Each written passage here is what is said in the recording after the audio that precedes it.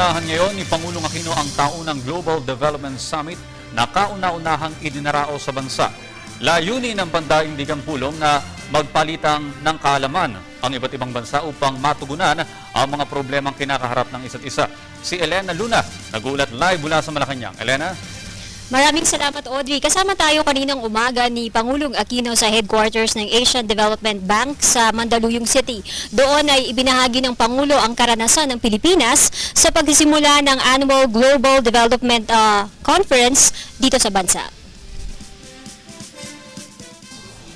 Napapanahon para Aquino ang piliin ng Pilipinas at ang araw na ito para sa taunang pagpupulong ng Global Development Network o GDN.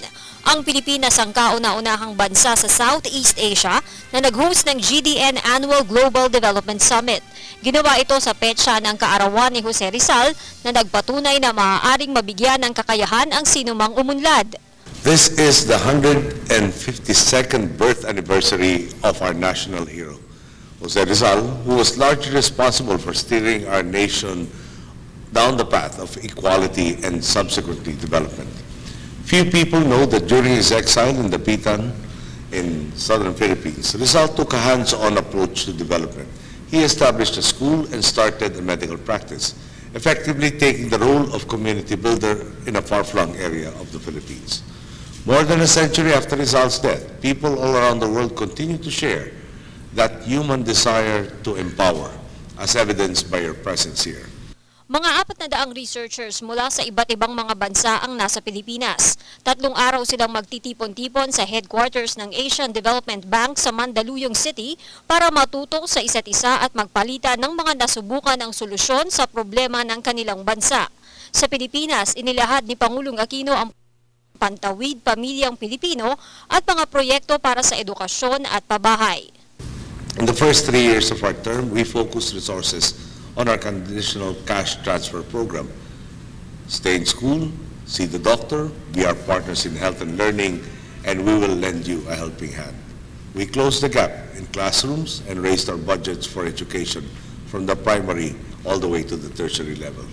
The next 3 years will see continued interventions on the poorest of the poor, but also a focus on the vulnerable but emerging sectors of society, all made possible by prudent public finance policies and honesty in public administration. By continuing efforts to build mass housing on-site and not in far-flung areas, by creating durable jobs in industry, tourism, and agriculture. This is what our government has chosen to do. The difficulty is that while the problems may be universal, the solutions are not. Each region, each country, each city and town has its own reality, and the solutions we come up with must be tailor-fit to local conditions. This means that our solutions may not be the best for your own communities, and we must study their effects and how to maximize positive interventions in a specific and thorough manner.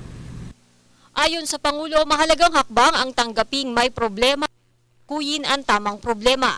Nakakatulong aniya ang GDN conference na magawa ito.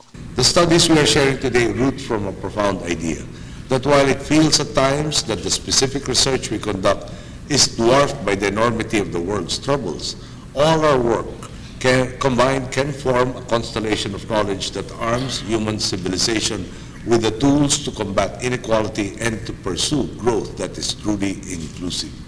Our continuing education, our acknowledgement that we do not know everything yet, makes certain that we will not become obsolete nor irrelevant.